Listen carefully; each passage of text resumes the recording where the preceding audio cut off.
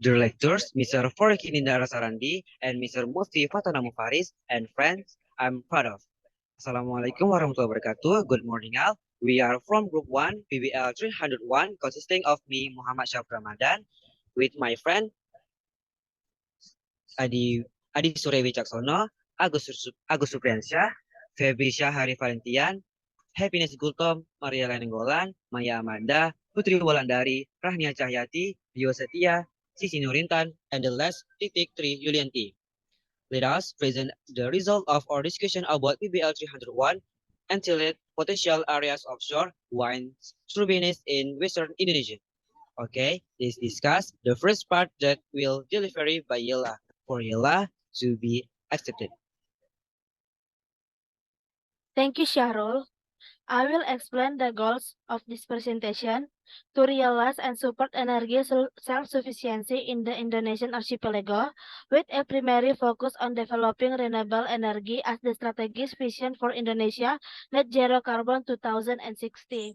This involves mapping the potential areas for offshore wind turbines in western Indonesia and determining wind power density based on wind speed, ocean current, wave data, and bathymetry. The output of this analysis will be utilized to determine offshore turbine placement in accordance with the existing potential. I return to the moderator.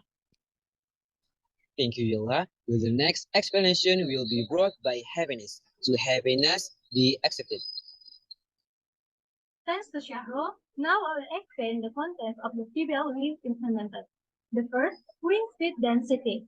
Wind data is taken from the ECMWF website in 2018 to 2019.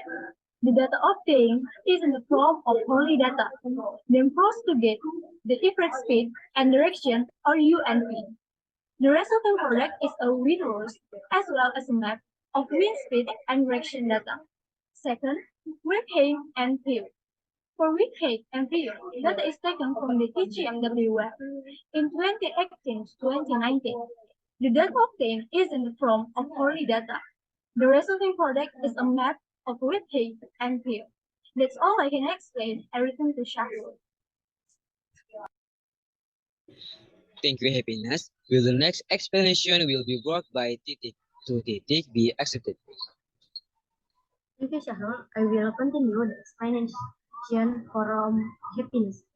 Next, ocean current data taken from the Copernicus Node 2023 data is taken and processed to get the speed and direction of the current so as to produce a map of sea surface current speed and direction data.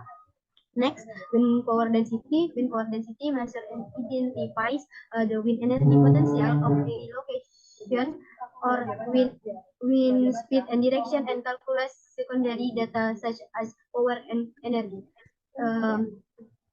I return to the moderator. Thank you, Titik. With the next explanation will be brought by Maya. To Maya be accepted. Thanks, moderator.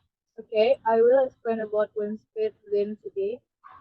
It refers to the density or intensity of wind speed. It is a quantitative measure that expresses how much potential wind speed is available at a given location in the form of wind speed per unit area. It is usually measured in units such as meter per second, per square meter, or kilometers per hour per square kilometer. That's all for me. I'll turn it back to the moderator. Thank you. Thank you, Maya. With the next explanation will be brought by Adi.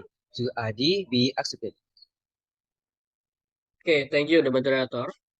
I will explain about the diagram analysis of wind speed density. And the first one, we get the secondary data about the wind, the direction, and then the wind speed. We get source from ECMWF with interval hourly measurement of past last year. And then if we get the problem, we will consult to our management project or our lecture or our librarian. And then the data will be processing in the software like Ocean Data View, Microsoft Excel, Windows Plot. And then the last will be get the maps about wind speed density and the direction, plus the wind rows, and will be in uh, static map and map-based website. Thank you, the moderator. I will bring back to you. Okay, thank you, Adi. Will the next explanation will be brought by myself.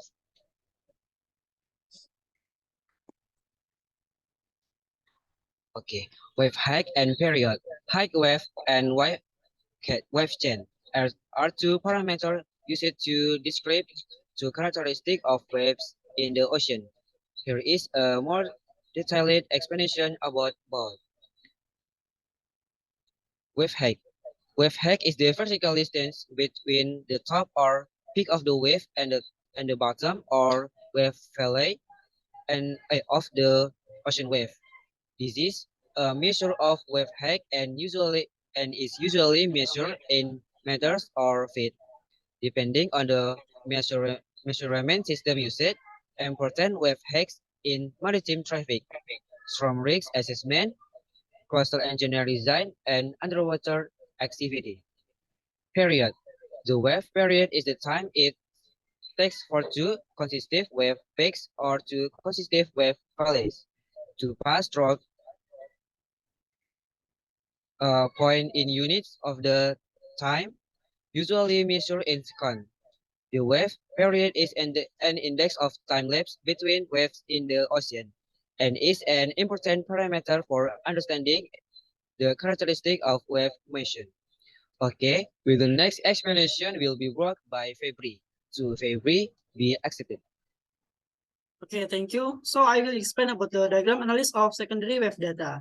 The step we must to find, collect, and evaluating data that we have. The diagram illustrates workflow for analyzing secondary wave data. Source data is obtained from ICMWF with 1 hour data interval over the past 5 years. Then, second one, data assessment. The initial step involves evaluating if there are any issues with the data. If any issues are found, it is necessary to consult with the project manager. And if there are no issues, the process can be continued after obtaining project manager approval. After that, we will processing the data. Data is processed using 3 software tools. There are Ocean Data View, Microsoft Excel, and Panoply. Then we got an output data. So we must do calculation and analysis the data. After that, we will get calculation of average wave height and wave period as well as significant wave height. Analysis conducted over a time range of 5 years, 1 year, and 1 month. Next step is final presentation. The final presentation involves creating a static map and interactive web-based integrated maps. After that final presentation, secondary web data processing is finished. Thank you. I'll give back to the moderator. Thank you, Febri. With the next explanation will be brought by Putri. To Putri, be accepted. Ocean crust. Ocean crust are the continuous movement of seawater in the world ocean and ocean. Ocean crust can have many different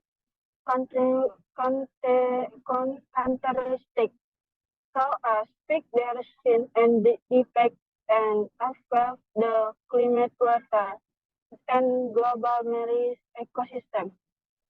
Thank you, Putri. With the next explanation will be brought by Happiness. To Happiness, be accepted.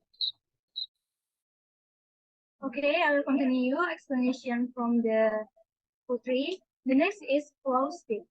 Ocean current speed data which show how fast seawater move in a given area. This speed is measured in certain units, for example, meter per second or kilometer per hour. Okay, I will back to Shahrul. Thank you, Happiness. Well, the next explanation will be brought by Rahnia. To Rahnia, be accepted. Thank you, Shahrul. Flow direction. Information about the direction of movement of ocean currents, which shows where seawater flows. This is important for maritime traffic, transportation, and understanding climate change. I will explain about the flow chart of the current data. Secondary data collection of current is taken from Copernicus. For the interval taken 1 half in the last year. After the data has been obtained, it will be corrected first by the manual lecture. data processing using Ocean Data View, Microsoft Excel, and data in maps using the Super application. The result presented are maps of current direction and speed. I return to the moderator. Thank you, Rahnia.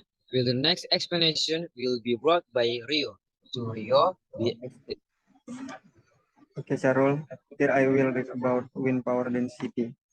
Wind energy density is a quantitative measure that shows the amount of potential wind energy available in a given location as energy per unit area.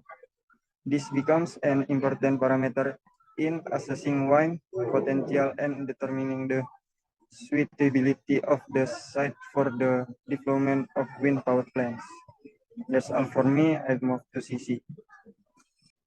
Thanks to Rio, and I will explain the full chart of wind power density. For we see start sentence, then enter the wind speed processing data.